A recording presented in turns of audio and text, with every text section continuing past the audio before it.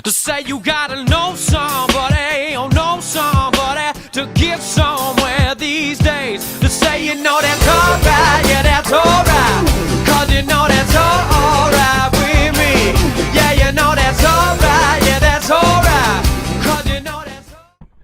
Phil Falcone, the author of Addicted to Real Estate, Why I Can't Stop and Why You Should Start, with his out-of-the-box ideas. So what do you got for us today, Phil? Well, today I'm going to talk about one of my favorite theories, the theory of association. Association. Okay, I'm going to take you back to my 20s. I have an aunt in Florida who sent me a motivational tape. And on it I heard about the theory of association. At the time, total news to me. And basically what the theory said is that you, no matter how strong of a person you are, you become the average of the 5 people you spend the most time with. Okay, so if everybody you're hanging around with drinks beer and goes bowling 3 times a week, chances are your waistline, your weight, and your bowling average are all going to go up. Okay? But the idea was behind it that you want to try to, carefully screen the people that you're hanging around with and try to hang around with people who are going places that you want to go. And right away, as soon as I heard that theory, it was like ring-a-ding. I mean, bells went off in my head, and I said, that's it, that's me.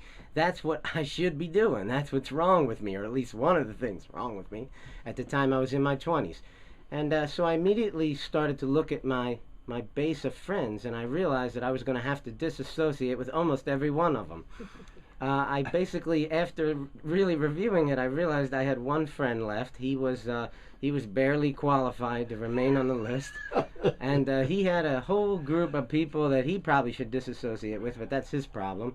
And so I immediately began to separate myself from some of these people who may not be having such a positive impact on my life. It doesn't mean you have to ignore them.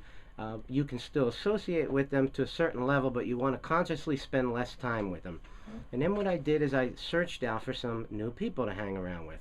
And my buddy, the only guy who was left on my buddy list, he had one buddy who happened to be a realtor. And he was experiencing some success as a young man. So I called him up and I told him about the theory of association. I'd love to associate with him. He got a big kick out of it. And I also needed to buy a piece of real estate. So he took me around and he helped me buy a duplex, which turned out to be a great investment property for me.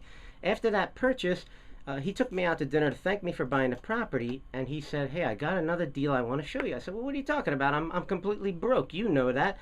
We barely could put together the funds we needed to buy this house. And he said, well, what makes you think you need money to buy real estate? And at that meeting, he taught me a technique to buy houses with no money down, which I later twisted and tweaked and made it my own, and I turned that technique into something I call the all money down technique.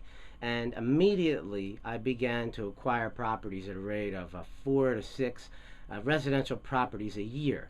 And I can literally now, I'm 44, I can look back, 18 years ago, 17 years ago, to that silly little audio tape that came to me from my aunt, and it had an almost immediate impact on me.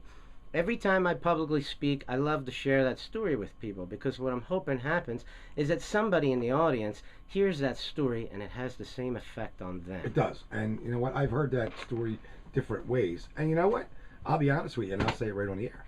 The reason that me and you are getting along so good is, as soon as I met you, I knew you were somebody that I wanted to meet and add to my database and my circle of friends, and in that kind of association. Because well, I business coach agents, and I tell them, listen, you got this. They'll say, I run into agents and they'll say, well, I don't have 100 friends. I say, yes you do, and if you don't, you got to go and meet people, but be careful who you are associating with. In Keller Williams training, which they are a training and consulting company, they talk about your income. Your income's going to be based on who you're hanging around with in the end. It's like it's all association.